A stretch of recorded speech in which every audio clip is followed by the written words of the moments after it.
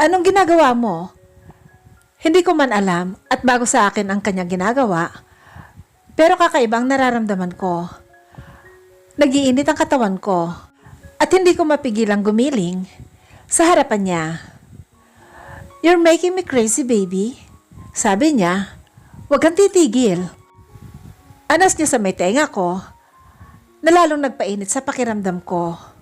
Kahit hindi ko alam ang sinasabi niya at hindi ko siya naiintindihan, may kakaibang dating yon. Napakapit ako sa kanya ng mahigpit nang bigla siyang tumayo. "Halika." Gusto ko nang pumasok. Sabay halik sa labi niya. At nang makapasok kami sa kwarto ay ibinaba niya ako sa gitna ng kama. At saka siya pumaibabaw. Yung sugat mo, baka bumuka." Aligag akong sabi sa kanya. "Huwag kang mag-alala. I'm already fine." Sabay sunggab sa cocomelon ko. "Sige pa, Damon."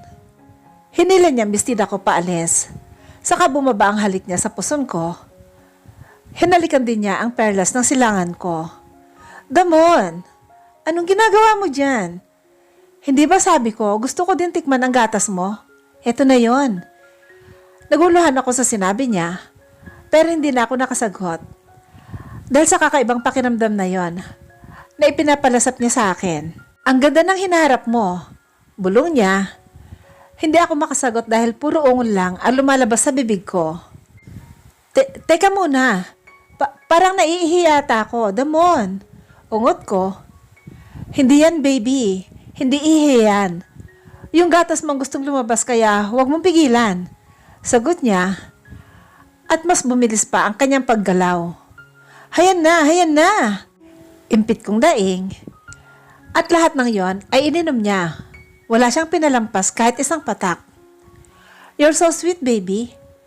Masarap talaga ang gatas mo," sabi niya. Sabay tayo at naghubad ng saplot. Napansin ko na tila basa na ang brief niya. Hindi ko alam kung galing yun sa akin. Kaninang nasa ibabaw niya ako.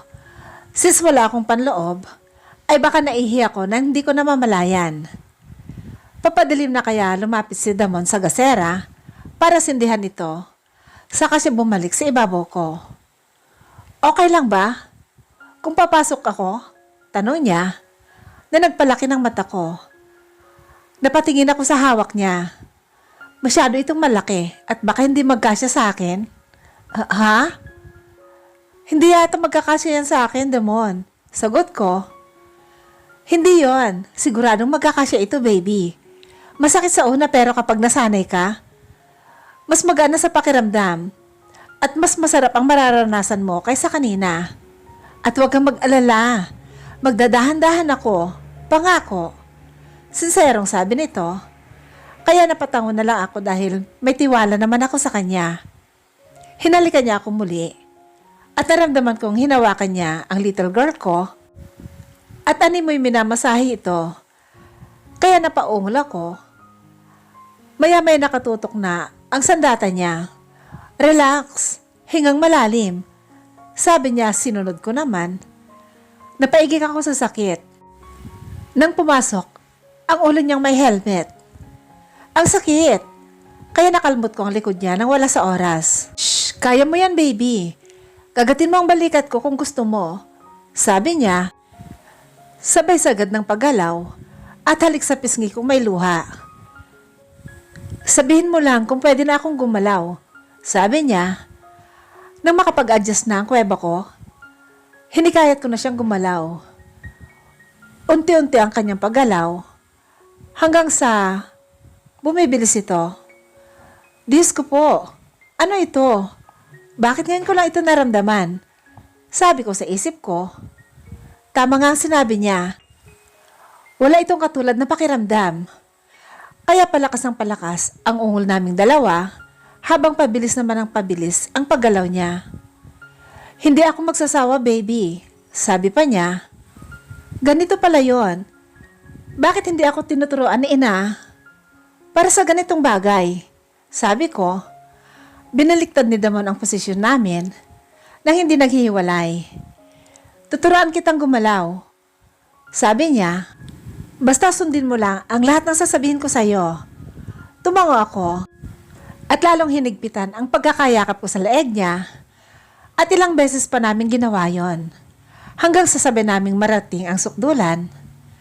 Lupay-pay sa pagod ang katawan ko at sobrang sakit na rin ng little girl ko dahil sa walang tigil niyang pag-araro. Nakatulog kaming magkayakap.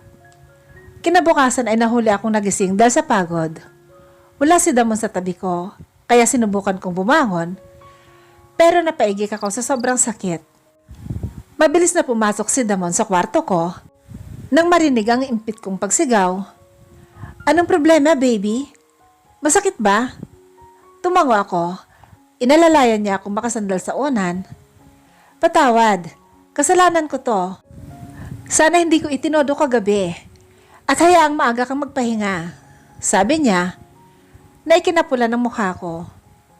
Ayos lang ako at saka wala kang kasalanan dahil ginusto ko rin ang nangyari. Sagot ko at ngumiti.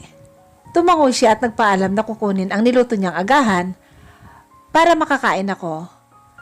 Maaga daw siyang nagising dahil nahulaan na niyang mahirapan akong gumalaw ngayong araw. Kaya siya nang nagluto. Nagkapalit kami ng posisyon dahil siya naman ngayon ang nagsusubo sa akin para gumaling. Kaya natawa ko. Bakit ka natatawa? Tanong niya. Wala lang. Nagkapalit kasi tayo ng posisyon. Ikaw na ngayon ang sumusubo sa akin.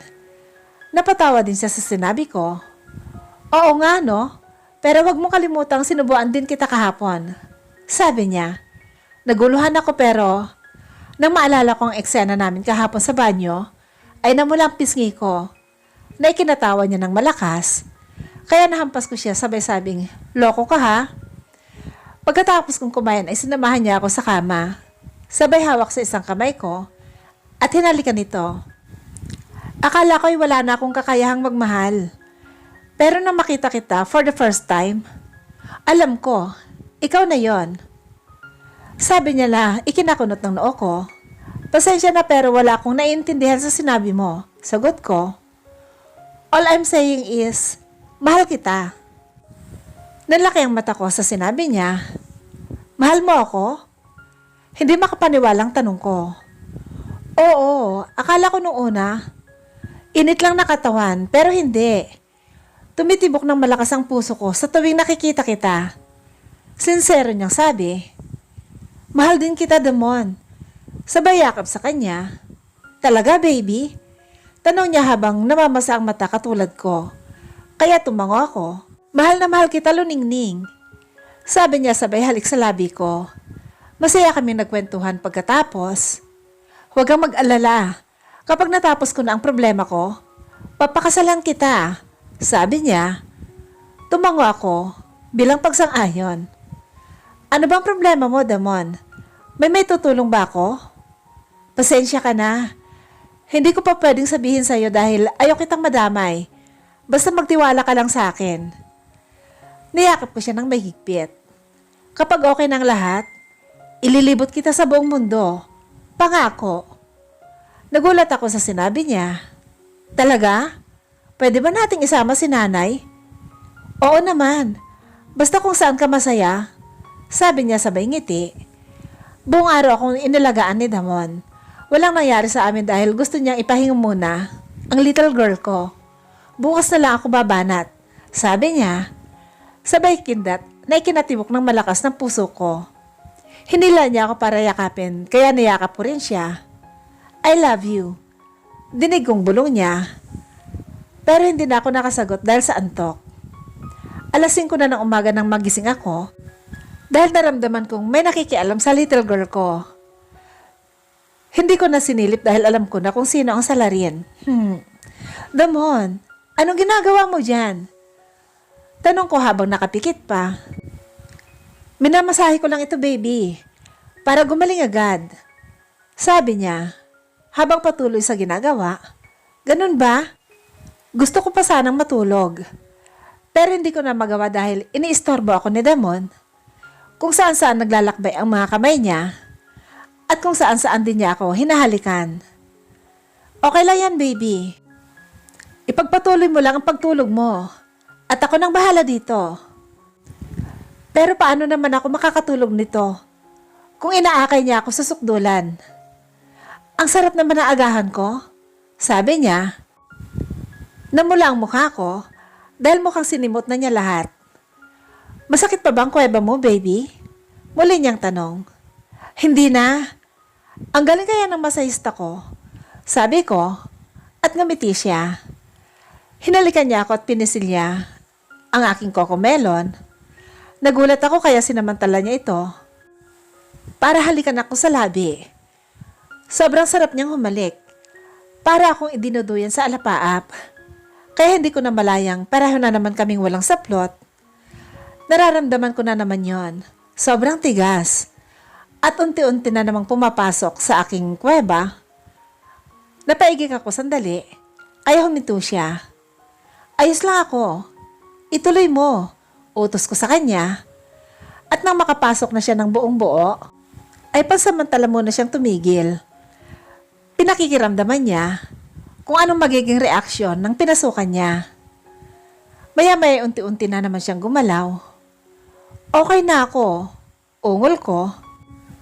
Dahilan para buhatin niya ako at idinantay sa kahoy naming dingding. At saka gumalaw ng mabilis. You're the best, baby. That was awesome. Sabi niya sabay halik niya sa labi ko. Pawis na pawis kaming dalawa. Kaya sabay kaming naligo.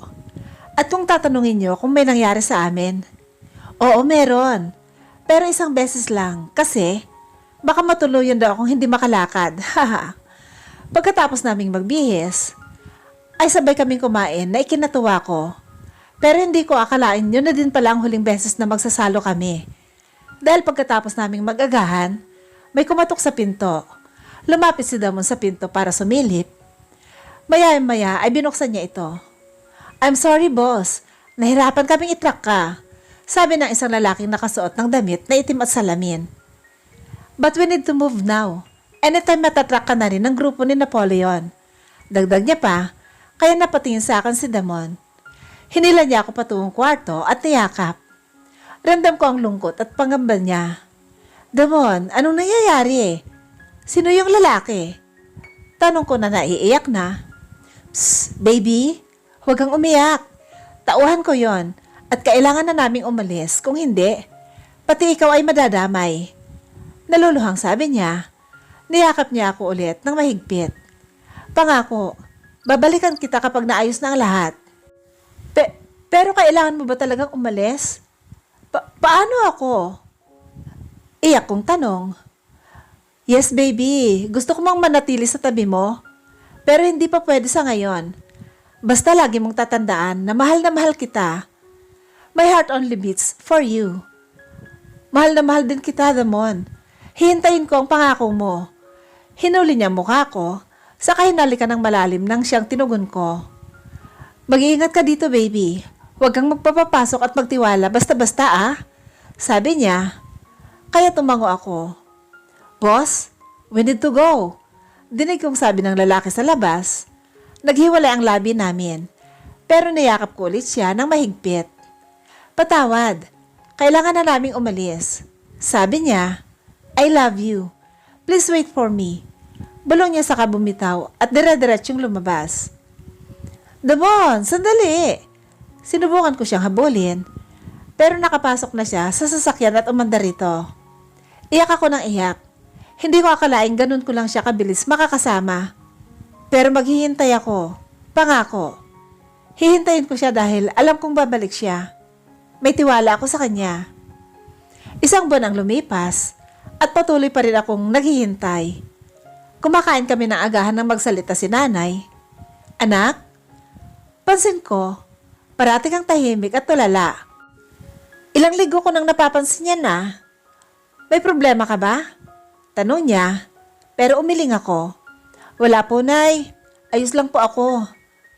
Magsasalita pa sana siya nang bigla na lang akong napatakip ng bibig dahil para akong masusuka. Tumakbo ako sa likod bahay para doon sumuka. Tumayo ako pero para akong nahihilo. Kaya napakapit ako sa dingding. Inabutan naman ako ni nanay ng tubig. Anak, umamin ka nga. May nakagalaw bang lalaki sa'yo? Buntis ka ba? Tanong niya. at nanlaki ang mga mata ko. Imbis na magsalita ay napayakap ako kay nanay habang umiiyak. Patawad, Nay. Patawad. Pagkatapos kong mahimasmasan, ikinwento ko sa kanya ang nangyari. Patawad din, anak. May kasalanan din ako. Kung hindi kita iniwan, hindi mangyayari ito. Sabay hagod sa likod ko. Huwag kang mag-alala. Susuportahan kita. Bumalik man o hindi yung lalaki, andito ako para gabayan ka sa pagbubuntis mo. Sabi nitong nakangiti, kaya nakahinga ako ng maluwag. Makalipas ang mahigit 1 taon, walang damon na dumating. Masakit pero hindi pa rin ako nawawalan ng pag-asa. Lalo na sa tuwing nakikita ko ang mukha ng anak ko, pareho silang asul ang mga mata. At pinangalanan ko siyang David. Hapon nang pinadededy ko ulit ang anak ko, nang may kumatok. Sigurado ako hindi yun si nanay dahil mamaya pa siya makakauwi. Inayos ko ang bestida ko sa kasumilip sa pinto. Hindi ko alam kung matatakot ako dahil may lalaki nakatayo sa harap ng pinto. Baby! Dinig kong sabi niya at nanlaki ang mga mata ko. Dali-dali kong binuksan ang pinto at tama nga, si Damon nga ito. Hindi ko napigilang tumulo ang luha ko habang nakatitig sa gwapo niyang itsura. Mukha din siyang naiiyak habang nakatingin sa akin at sa hawak kong bata na kamukhang kamukha niya. Lumapit siya at hindi napigilang humagulgol habang nakayakap sa amin. I really miss you, babies. Sabi niya, kaya niyakap ko rin siya ng mahigpit habang umiiyak din. Si Baby David naman ay tahimik lang na nakamasin sa ama. Finally, magkakasama-sama na ulit tayo. Patawad kung natagalan ako. Sabi niya habang humalik sa pisngi namin. Tumango ako. Okay lang. Ang importante, tinupad mong pangako mong babalik ka. Sabay halik sa labi niya. Mahal kita kaya babalik at babalik ako sa'yo. Salamat sa paghihintay. Mahal din kita, Damon. Mahal ka namin ni David, ng anak mo.